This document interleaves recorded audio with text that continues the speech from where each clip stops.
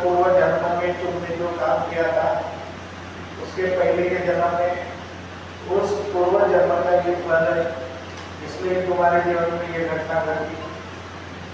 फिर कोई बोलेंगे कि तुमने ईश्वर को नाराज किया, आत्मा नाराज है।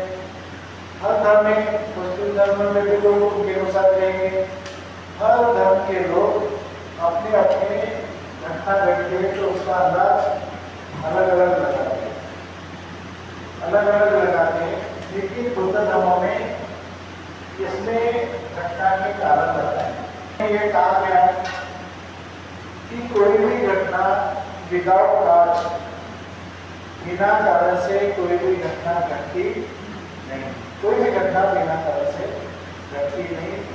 जो भी घटना घटती है उसमें कारण होता है, लेकिन कभी कभी उस घटना का कारण है, कारणों का पता कारण और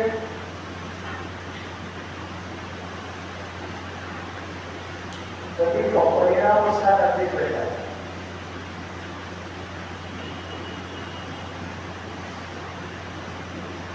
कभी कभी ये कारण है, उसका परिणाम बहुत बड़ा होता है।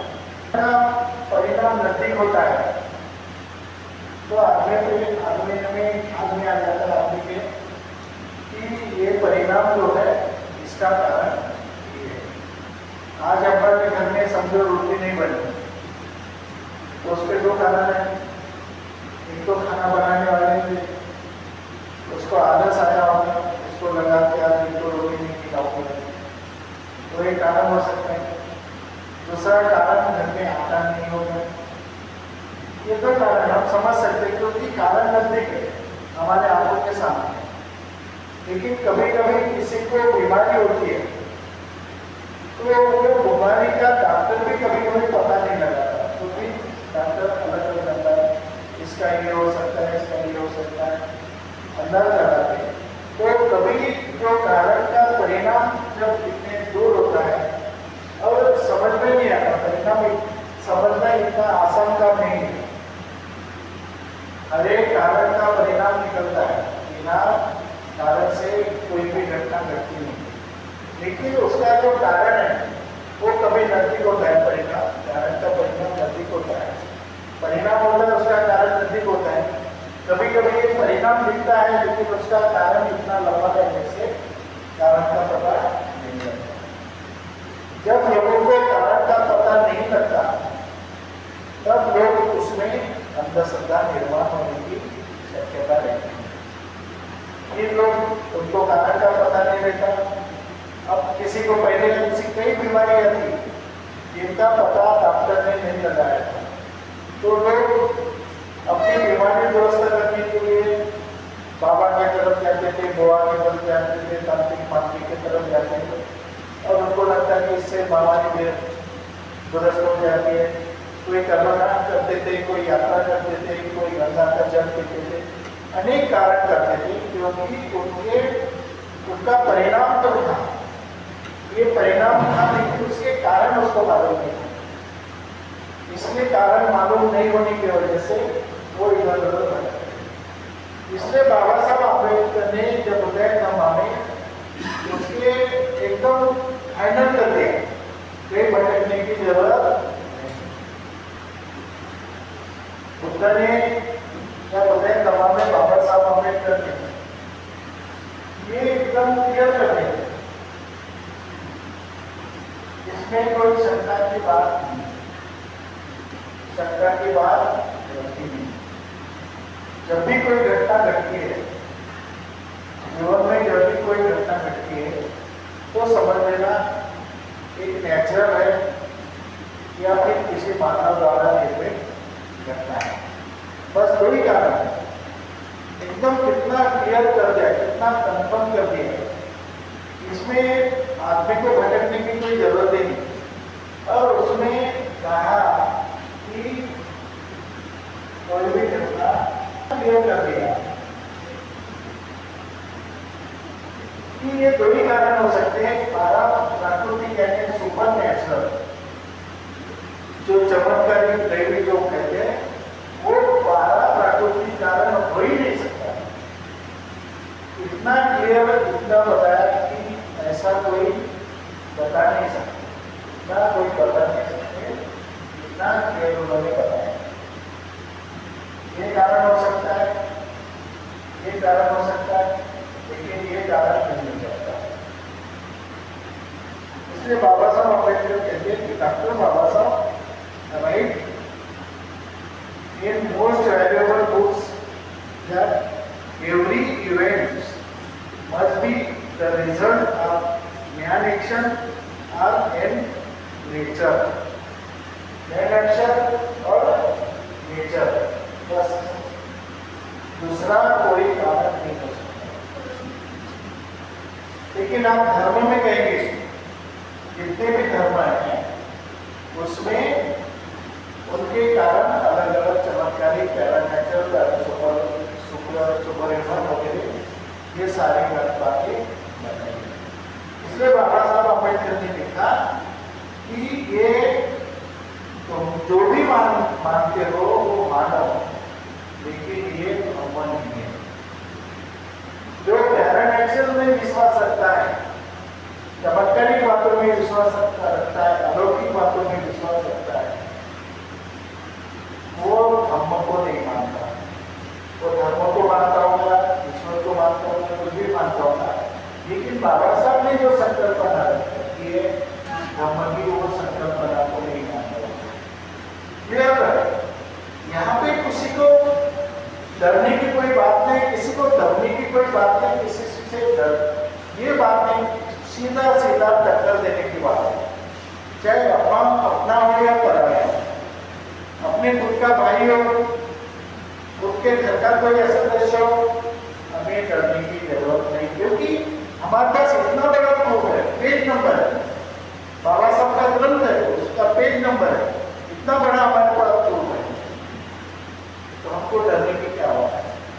फिर भी इतना बड़ा अम्बेडकरी समाज फिर भी घबरा रहा है, इतना अम्बेडकरी समाज डर रहा है, कोई बता रहा तो उसके सामने कोई बात रखने की हिम्मत नहीं, उसको जाना वो ऐसे, लेकिन हम उसको रोकते नहीं, उसको हम विरोध नहीं करते। इसलिए आज अम्बेडकरी समाज को दबाया जा रहा है। अम्बेडकरी समाज को शोषण करने की किसी की हिम्मत नहीं थी आज तक, लेकिन हमारी गलत मानसिकता की वजह से, हमारी गलत धारणाओं की वजह से, कंसेप्ट की वजह से आज अम्बेडकरी समाज गुलाम बनते जा रहा है। एक छोटे से जीवन लिए क्या उसका गुलाम बने? अब तुमने इतने सारी किताबें लिखी है, पढ़ी है, इतना तुमने अध्ययन किया, अब जैसे ही जीवन खाने मिला एकदम तुम्हारे हथियार डाल के हथियार छोड़ दिए और एकदम गुलाम बन गए। ऐसे से तो फिर बाबा साहब लिखे नहीं पाएंगे। कोई छोटा सा जीवन आ गया, ये बच्चा, अरे जीवन आए, ये आ गया, जीवन आ गया, जीवन में बोलते हैं नहीं, ऐसा नहीं, बाबा साहब ने लिखा होता है, ये ग्रंथ में किसी करता है, तो क्यों क्या बोलेंगे? क्योंकि वो बोलेंगे कि सामने जीवनदारी है, हम उससे कैसे टक्कर देंगे। तो इससे क्या हो गया, तुम्हारी मानसिक गुलामी भी दिन ब दिन बढ़ते जा रहा है। लेकिन आपने सीधा वो नहीं बोला कि हम बाबा साहब को मानते हैं, बाबा साहब का जब होते हैं मानते हैं, इस ग्रंथ में ऐसा लिखा, तुम्हारे को पता नहीं हो, चाहे दूसरी किताब में लिखी, उस किताब का, उस ग्रंथ का आपको क्या लेंगे, क्या करना है? तो बाबा साहब कहते हैं कि कंबल कस के साहस पूर्वक, साहस होकर के, साहसी वृत्ति से हमें टक्कर देने की जरूरत है। टक्कर देना पड़ेगा, तभी बाबा साहब को बचा सकते हैं। अगर आप जुर्म हो गए, इधर उधर हो गए, तो आप टक्कर नहीं दे सकते। आगे उधर ना हो, उधर ना हो, इसका भी करो, उसका भी करो, सबकी सुनो, लेकिन बाबा साहब की बात मानो, जीवन में उतारो। सुनना तो सबका है, सबको सुनना है, जो भी आता है सुनो, उसकी में उतारना है वो बाबा साहब के पास उतारना है। तो बाबा साहब आम्बेडकर ने देखो क्लियर किया कि हर घटना को कारण होता है, हर घटना को कारण होता है, और वो कारण में दो मुख्य कारण में दो मुख्य कॉजेस, एक मानवीय कारण है, एक प्राकृतिक कारण है। ज्यादातर ये लोग बोलते हैं कि पराप्राकृतिक कारण, ये बाबा साहब का उसको बता दिया कि हो ही नहीं सकता। अब उसमें शर्त है कि ये सब समझने को हिम्मत होना, ये कारण समझने के यानी बिल्कुल ऐसे मजबूती से ये कारण कहना है कि कोई भी घटना घटती है तो एक तो बाध्य होगा या फिर प्राकृतिक होगी, नेचुरल होगी, नेचर के माध्यम से, निसर्ग के माध्यम से घटनी है, घटा हो गया, या फिर ह्यूमन मानव के दृष्टि से, मानव के कृत्य से, मानव की एक्शन जो है ह्यूमन एक्शन से घटी होगी। ये बोलने के लिए मानव इस तरह का चाहिए, ये मानव चाहिए। कौन सा मानव चाहिए? विवेकशील बुद्धिमान, रैशनलिज्म मानने वाला इंटेलिजेंट आदमी चाहिए। और दूसरा मानसिक स्वतंत्र, जो आदमी पूरी तरह से मानसिक स्वतंत्र है और जो पूरी तरह से बुद्धिमान है, जिसमें सोचने की क्षमता है, वो भी बुद्धिमान कैसा? विवेकशील, रैशनल, ऐसा बुद्धिमान है, वही इस स्टेटमेंट पे मजबूती से खड़ा कर सकता है। जो गुलाम है, मानसिक गुलाम है, वो खड़ा नहीं कर सकता, न्याय नहीं दे सकता। यशोधरा ने बोला सिद्धार्थ गौतम को कि जाओ, जो निर्णय लिए तुम्हारे, तो निर्णय तुम्हारा सही है, तुम्हारे निर्णय के बाधा मैं नहीं बनती। तुम्हारे माँ बाप है, बूढ़े माँ बाप, उसका पालन पोषण मैं करूंगी।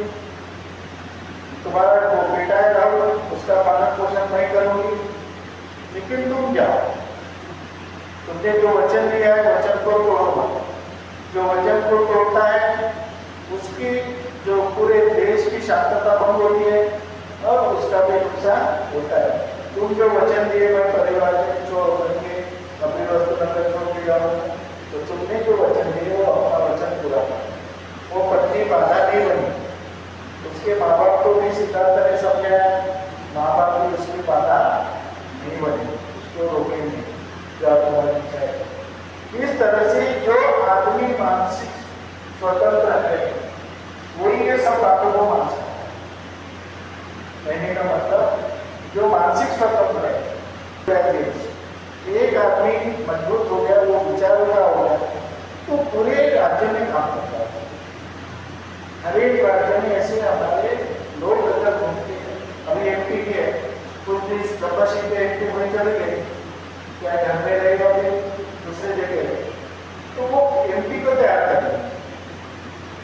कोई राजस्थान का पता अगर हमारे विचारों का होगा तो राजस्थान तैयार करेगा। कोई यूपी में जा रहा है, यूपी का तैयार होगा तो किसी को डरेगा नहीं, अपना काम करेगा। एक बार आदमी के विचार बदल गए और डॉक्टर आम्बेडकर वादी बन गया तो कहीं भी जाके काम करेगा। ऐसे आदमी, ऐसे कार्यकर्ता तैयार होने को, जिस संगठन में जिनके पास ऐसे कार्यकर्ता है वो संगठन और वो आदमी की मूवमेंट आगे बढ़ सकती है। अब जिनके पास ऐसे नहीं है, चाहे 10 साल में रहे लेकिन कार्यकर्ते नहीं है, तो संगठन कैसा बनेगा?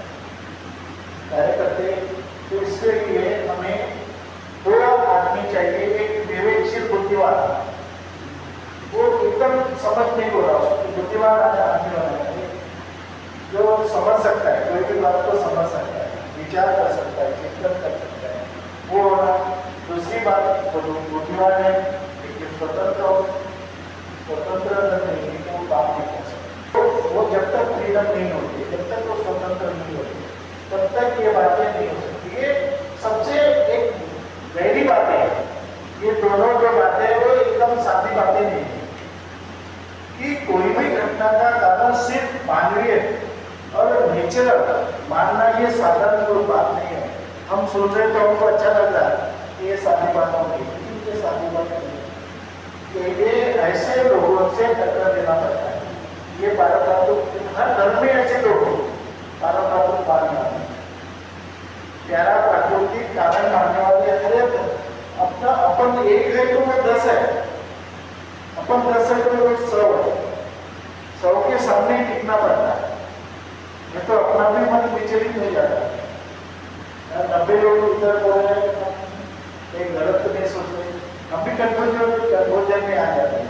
इसलिए हमें ये बातें समझने होगा कि ये जो बाबा साहब ने बताया कि यह हो सकता है कि मनुष्य किसी घटना की वास्तविक कारण का पता नहीं लगा सकता। कभी कभी ऐसी बहुत सी घटना होती है कि उसका वास्तविक कारण का हमें पता नहीं लगता। बहुत सी घटना है कि हम जाते कभी हमारा कार्यक्रम फिर हो जाता है, अब उसमें वास्तविक क्या कारण है हमको कभी कभी पता नहीं लगता। कभी कभी होता है, हर जगह होता है कि कभी रहता कारण अलग और हम अलग समझते हैं।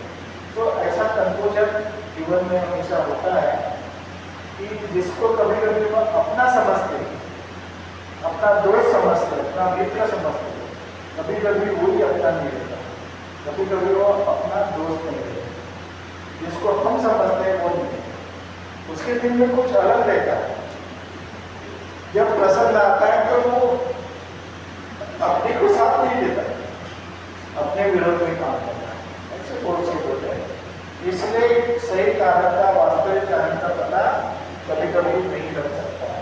बुद्धिमान है और स्वतंत्र है मनुष्य, एक में एक दिन इस कारण का पता लगा ही नहीं लगता है।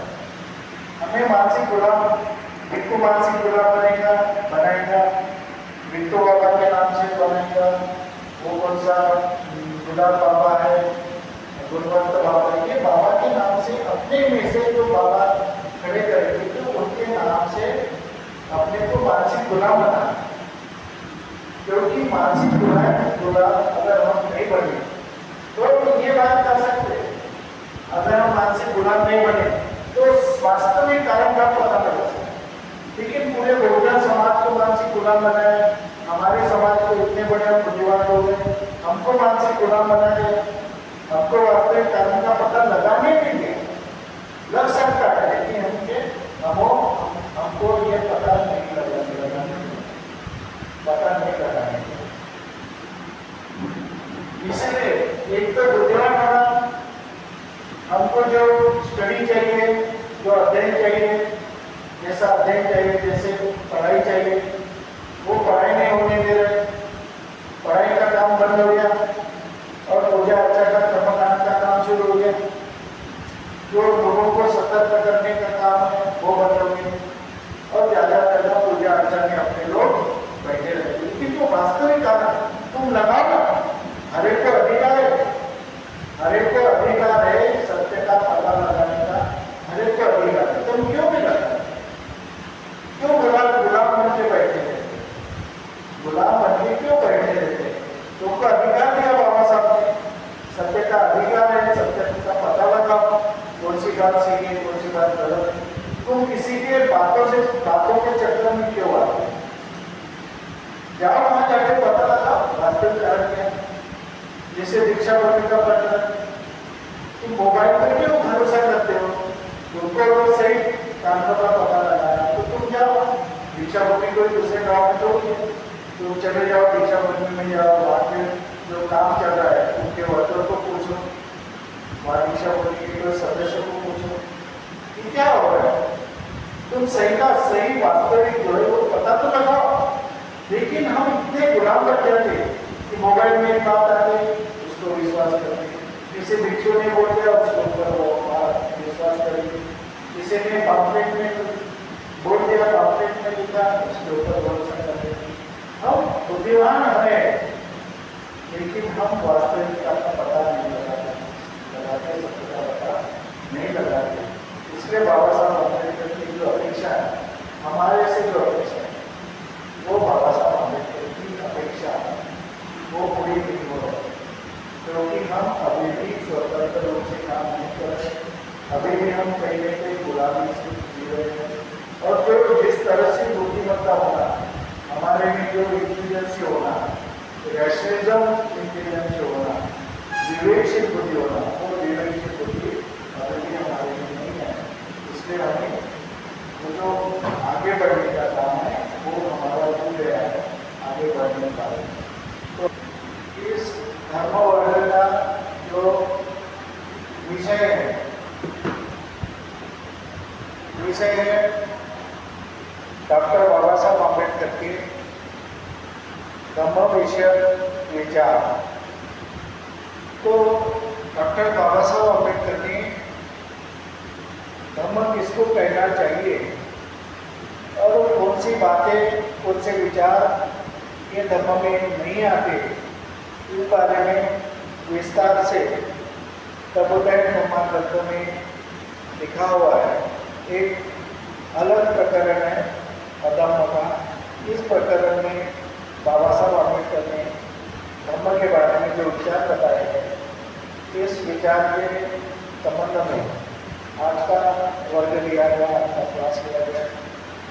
उस विषय के अंतर्गत पहला विषय था कि पराप्राकृतिक में विश्वास धम्म नहीं है, यानी believe in paranormal it is not a Dhamma. ये आज का विषय था। इस विषय के अंतर्गत वर्ग में पढ़ाते समय जो बातें सिखाई गई उस बारे में आपके सामने मैं कुछ चंद बातें बताना चाहता हूँ कि बाबा साहब आम्बेडकर का विचार धम्म के बारे में ये है कि जहाँ भी सुपरस्टिशन है, अंधविश्वास है, जहाँ पर पराप्राकृतिक विषय के बारे में विश्वास रखा जाता है, अलौकिक चमत्कारिक बातों में विश्वास रखा जाता है, वो सारी बातें बाबा साहब आम्बेडकर ने धम्म में रखी नहीं है। वो धम्म में इन बातों को महत्व नहीं देते। चाहे इन बातों को आप कहीं भी धर्म में रिलीजियन में आप महत्व दे सकते हैं, लेकिन बाबा साहब आम्बेडकर इस बात को मान्यता नहीं देते कि ये प्राकृतिक अलौकिक चमत्कारिक बातें ये धर्म में नहीं होना चाहिए। ऐसे बाबा साहब आम्बेडकर का स्पष्ट कहना है। बाबा साहब आम्बेडकर धर्म और धर्म में फर्क, विभिन्नता मानते हैं, दोनों में फर्क मानते हैं। उसी प्रकार बाबा साहब आम्बेडकर ये कहते हैं कि कोई भी घटना घटती है तो मनुष्य उसके कारण का पता लगाना चाहता है। तब जिस बातों का सहज सरलता से जो घटना घटती है उसके कारण का पता लगा सकता है, तो आदमी को कोई परेशानी नहीं होती। लेकिन ऐसे कई कारण होते हैं, घटना घटने के बाद उन कारणों का पता लगाना मुश्किल हो जाता है। चाहे कोई लोग कहते हैं कि बिना कारण से ये घटना हो गई, इसके पीछे कोई कारण नहीं, यहाँ तक लोग सोचते हैं। लेकिन बाबा साहब आम्बेडकर ने इन सब बातों से एक धर्म के माध्यम से रास्ता निकाला है। बाबा साहब आम्बेडकर बताया धर्म में कहते हैं कि कोई भी घटना ऐसी नहीं होती जिसमें कारण नहीं होता, और कारण में कोई भी घटने का कारण, घटना का दो कारण होते हैं घटना के। एक कारण होता है मानवीय ह्यूमन, और दूसरा कारण होता है नैसर्गिक नेचर। ये दो ही कारणों से कोई भी घटना, चाहे कोई भी घटना हो, ये घटना दो ही कारणों से घटित होती है। कोई भी घटना ऐसी नहीं घटती कि जिसका पराप्राकृतिक कारण हो, जिसका अलौकिक कारण हो, जिसका चमत्कारिक कारण हो, ऐसी कोई भी घटना नहीं हो सकती। ये स्पष्ट रूप से बाबा साहब आम्बेडकर ने जो धम्म की संकल्पना है, इस संकल्पना में बाबा साहब आम्बेडकर मानते हैं। इसलिए बाबा साहब आम्बेडकर चाहते हैं कि कभी कभी कोई भी घटना घटती है, लेकिन उसके वास्तविक कारणों का पता नहीं लगा सकता, या फिर हम नहीं लगा सकते। ऐसी बहुत सी घटनाएं घटती है कि जिनका वास्तविक कारणों का पता नहीं लगता है। तब आदमी भ्रमित होने की जरूरत नहीं। बाबा साहब आम्बेडकर ने स्पष्ट रूप से कहा है कि अगर इंसान बुद्धिमान हो, अगर इंसान विवेकशील बुद्धि का हो, अगर इंसान मानसिक स्वतंत्र हो, तो एक न एक दिन ऐसे घटनाओं का वास्तविक कारणों का पता लगा ही देगा। इसलिए हमें बुद्धिमान होना, बुद्धिमान समाज निर्माण करना हमारी आवश्यकता है, और मनुष्य को मानसिक गुलामगिरी से मुक्त करना ये आज की वर्तमान स्थिति में हमारे सामने बहुत बड़ा चुनौती है। इस चुनौती को हम पूरा करना चाहते हैं। इस क्लास में हम जितने भी प्रशिक्षणार्थी है वर्ग में बैठे हुए, इनसे हम आशा रखते हैं कि वो ऐसी कोई भी घटना जो घटती है उसमें चमत्कारिक, अलौकिक, दैवी, ईश्वरीय घटना न माने, उसके कारणों का पता लगाए, और जो सत्य है, सत्य वास्तविक कारण, वो निश्चित रूप से पता लगाने के लिए कारणों का वो कोशिश करें। ये इंसान ये वास्तविक कारणों का पता नहीं लगाना चाहिए इंसान ने। इसलिए हमें दैवी चमत्कारिक बातों से, ईश्वरीय बातों से मानसिक गुलाम बनाए रखना चाहते हैं, और इससे हमारे बुद्धि को विचलित करना चाहते हैं। इसलिए इस षड्यंत्र से हम दूर रहें और बाबा साहब आम्बेडकर के विचारों पर काम करें, ऐसी सबसे मैं अपेक्षा रखते हुए इस वर्ग को मैं समाप्त करता हूँ। नमो बुद्धाय।